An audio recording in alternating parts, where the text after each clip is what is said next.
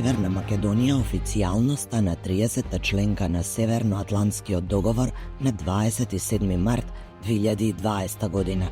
Оваа историска пресвртница ја означи кулминацијата на едно долго, сложено и честопати патување исполнето со предизвици, од регионални спорови до барање за ригорозни реформи, патување кое ја преобликуваше не само надворешната и безбедносната политика на земјата, туку и внатрешното функционирање на нејзините одбрамбени, разузнавачки и безбедносни институции.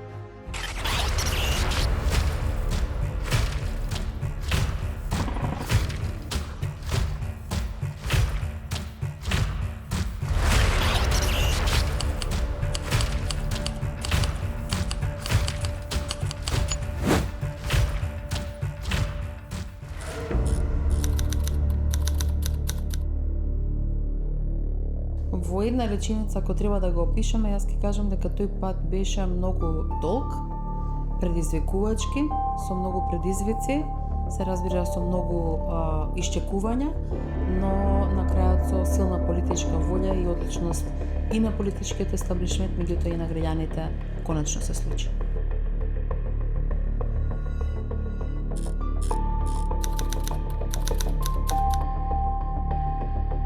Значи тоа беа долги 28 години, но одевме по утврден коридор кој е поставен 1992 година и тој, да речам, Евроатлантски коридор не доведе до тој процес кој што мислам дека за Македонија представува една од главната основка за нашата подолгорочна стабилност. Како главна пречка, јас би го споменала проблемот или прашањето, отвореното прашање со Република Грција, која го имавме долги години, која беше наша пречка за влез во НАТО алијансата, но истовремено во државата се случуваа и други општествени процеси кои на моменти го правеа тој пат, да кажам, односно таа цел, многу далечна или многу оддалечена од нас. Се сеќаваме сите на конфликтот во 2001 година, која што представуваше еден сериозен потрес внатре во самата држава, но набрзо после тоа политичките партии, но и граѓанството, општеството покажа дека можеме да продолжиме заедно сите напред да одиме и со потпишувањето на Охридскиот договор, меѓутоа и со годините кои потоа следеа со неговата имплементација. Аспирациите за членство во НАТО значеа и трансформација на разузнавачко-безбедносната заедница.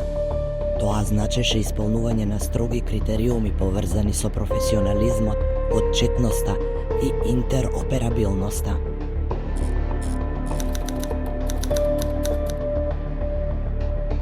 Влезот во НАТО се подготвуваше со години пред самиот датум на реализација, што значи дека сите инстанции во државата, вклучително и службите, па и Агенцијата за разузнавање, се подготвуваа за самиот влез, бидејќи со станување на член на Алијансата, Агенцијата за разузнавање нормално припаѓа во една од сегментите на НАТО.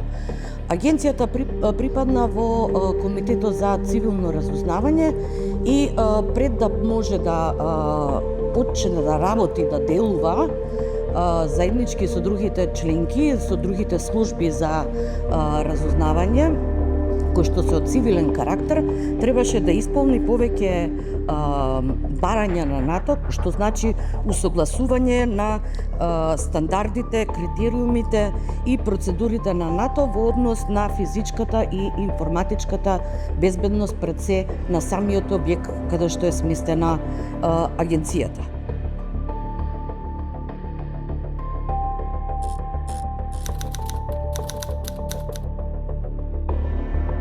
Во дадениот геополитички контекст, овие реформи имаат и текако значаен карактер, особено заради тоа и значајна улога, особено заради тоа што истите пред се го нивелираат балансот помеѓу заштита на човековите права и заштита на националната безбедност. Мислам дека самото тоа што се големи бројот на и начинот на комуникација помеѓу припадниците на нашите безбедносно разузнавачки служби и партнерските, меѓутоа и генерално на ниво на НАТО. Мислам дека тоа е еден позитивен би рекла исчекор, но исто така и воведување на правила и процедури внатре во самите служби овде кај нас, го значително го подобри нивното функционирање. Агенцијата за разузнавање доби голем придонес и многу поинаков увид во принципот и во самиот процес на разузнавање со самото членство во НАТО, бидејќи сета работа се издигна на едно поинакво и повисоко ниво. Прво, самиот систем на класификација и самиот начин и пристап до класифицираните информации требаше и се води ден денеска по принципите на НАТО, значи посебни проверки, посебни доделувања на безбедносни сертификати, за да можат задолжените лица да имаат пристап до информациите кои што НАТО ги споделува широм службите низ Алијансата, кај земјите членки на Алијансата.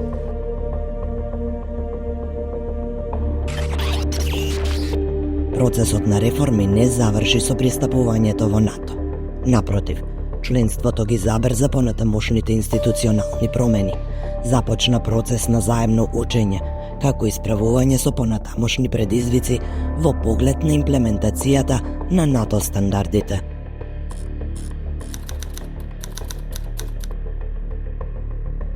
Например, од она кое што го знам и можам да го споделам, е тоа дека, за разлика од порано, сега секоја една индивидуа која што аплицира за добивање на безбедносен сертификат има дополнителни и НАТО проверки, тука се повеќе земји членки, секој систем кој што ние го имаме, тој мора да биде интегриран согласно НАТО стандардите. Едноставно сега безбедносната култура и во рамки на службите и во рамки на вработените во службите е на многу повисоко ниво.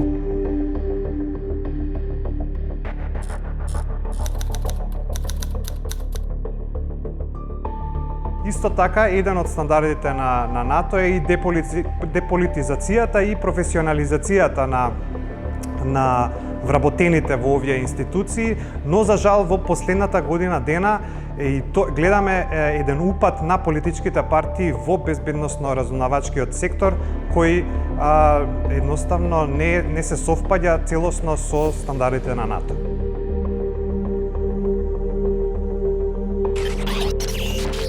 Членството во НАТО значеше и усогласување на стандардите поврзани со транспарентноста, родовата интеграција и заштитата на човековите права во рамките на безбедносниот и одбранбениот сектор. Иако пристапот до класифицирани информации останува ограничен, според нашите соговорници, просторот за јавна дебата, истражувачко новинарство и институционална одговорност е значително проширен, а легитимитетот на демократскиот надзор од страна на независните актери сега е на потврсти основи. Членството во НАТО всушност ги подигна стандардите за тоа што би значило транспарентност и доверба во разузнавачкиот безбедносен сектор. Особено стандардите за заштита на човековите права и приватноста, професионалните стандарди и соработката со јавноста и другите институции.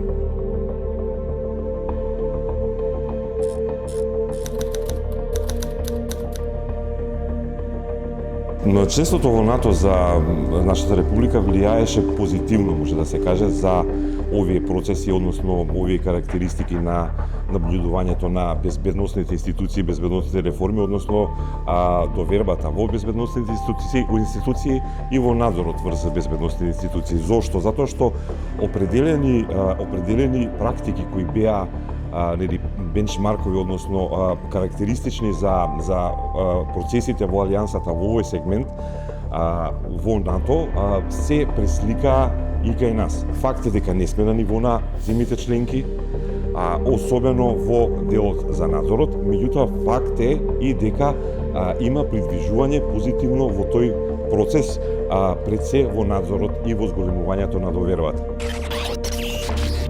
Како членка на НАТО, Северна Македонија е дел од колектив изграден врз поделени демократски вредности, соработка и заемна одговорност. Членството носи и права и обврски, се согласуваат нашите соговорници. Ние сме во НАТО партнери, се разбира дека оние држави кои што се основачи на НАТО, оние огромни сили, тука пред се мислат на Соединените американски држави, на Велика Британија, Франција и така натаму, тие веќе имаат воспоставено една пракса на демократија, една пракса на управување во своите држави, една пракса на помагање помеѓу себе и економско и културно и секаков вид, и ние од тоа навистина многу учиме овие години.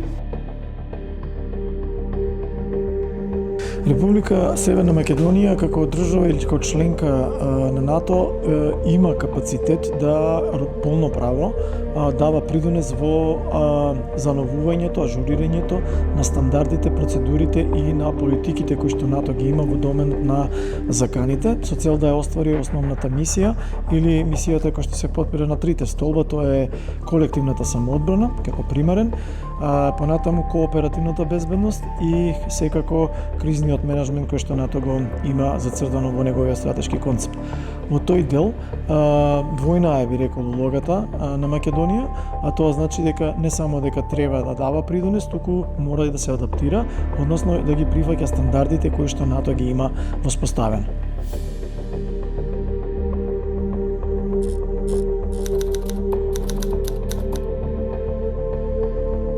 Është të vërtet se duhet të trefishohet pjesa e investime në mbrojtje. Ne për momenti jemi rreth 2% të produktit brutot brendshëm. Duhet të shkojmë një herë në 3%, dhe kjo është goxha shumë. Kur flasim për 1%, flasim për 120 deri 130 milion euro në vit të buxhetit rritë. Se nëse shkojmë në 5%, kjo nuk kupton që sot duhet ta kemi trefishin e kostos që për ne në afat të shkurt, dhe ata që llogaritin mekanikisht të, vetëm një anshëm, sigurisht që paraqet një risk fiskal, do kisha thonë, mirë po përfitimet i mbikalojnë riskjet në këtë rast.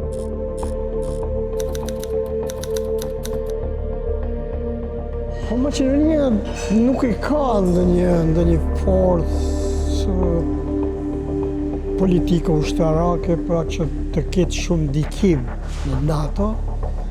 Mirë po vetë fakti që ka të drejtën e vetos, sikur edhe shteti më i fortë në NATO, SBA ose Turqia ose Britania e Madhe, për interese të ndryshme nëse ato cenohen dhe dëmtojnë shtetin siç është Maqedonia antare e NATO-s. Në ana tjetër, ndikimi për momentin ose në këtë kohë, neve patjetër duhet ta përmendim se kemi njeriun e dytë në udhëheqësitë e NATO-s, do të thonë shoqërisë ka është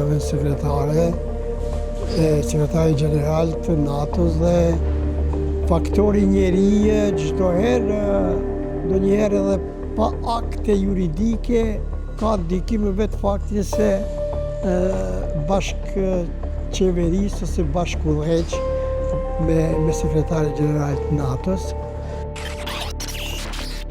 Членството во НАТО означи ново поглавје за Северна Македонија, влијаејќи не само на безбедноста и одбраната, туку и на поширокиот национален развој и стабилност.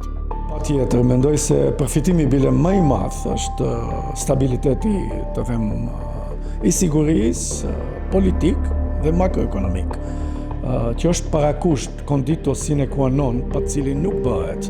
Pra, në këtë aspekt, mendoj se Maqedonia ka përfituar një stabilitet të qëndrueshëm me të qenit antare NATO-s në këtë aspekt, në të gjitha parametrat e saj. Benefitet tjera që i kemi prej NATO-s është se NATO-ja në një mënyrë pra i jep siguri Maqedonisë, me të cilën Maqedonia thirret ke investitorët se është vend i sigurt për të investuar, se është vend pra ku investitorët dhe kompanitë e mëdha mund të investoj pa kurfar problemi për të garantuar kapitalin e tyre. Në këto janë, po edhe në zhvillim të demokracisë. Shikoni, edhe NATO-ja merret me liri, me siguri, me liri të mediave, me liria individuale, etnike, kështu, të drejtat. Të gjitha këto gërshetohen me Bashkimin Evropian edhe në NATO, sepse tek e fundit pothuajse 24 tash 25 shtete të Bashkimit Evropian janë edhe anëtare të NATO-s. Përfitimet janë këto. Përfitimet po ashtu janë edhe në posedimin dhe në shërbimet që na ofrohen nëpërmjet teknologjisë moderne. 10 buxhete vjetore nuk mund të blejmë një aeroplan me këtë kapacitet që e kemi. Dhe çfarë mbrojtje do kishim ne? Mos lasim tu mburoja e qiellit të vendit e kështu me radhë, pra janë përfitime të cilat janë të pamатчни. Членството во НАТО влијаеше и врз економските трендови и економската стабилност, што се одразува во повеќе параметри.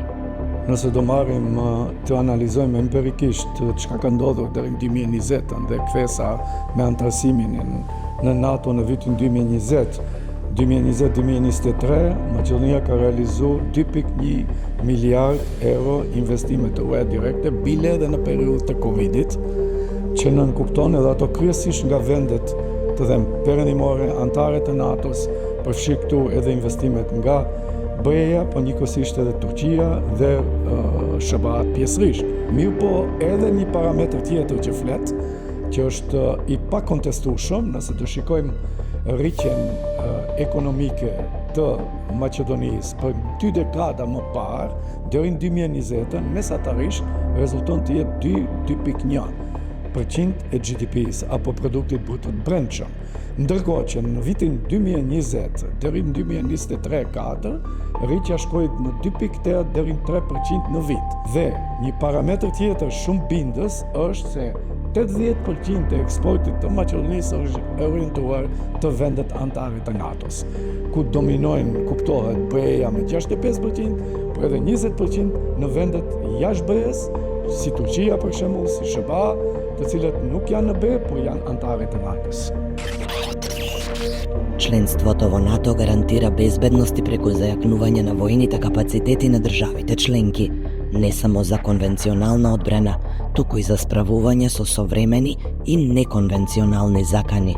Многу често, можам да кажам, додека бев министерка за одбрана, а верувам дека тоа е и сега случај, особено Министерството за одбрана има различни видови на вежби и тие не се само класични воени вежби кои многу често знаеме да ги видиме на полигонот Кривола, туку тоа се и вежби кои се спроведуваат помеѓу тимовите, смешани тимови од нашата земја, дали било со една или повеќе држави од Алијансата или со тимови кои доаѓаат директно од Брисел, преку кои практично се тестираат на некој начин способностите на државата да одговори за различен вид на закани. Како што реков, во денешно време не е само физичката безбедност во прашање или она класична употреба на воена сила, би рекла, туку за жал денеска веќе се прибегнува кон хибридни видови на закани кои понекогаш се невидливи, но се подеднак поопасни како и оние првите.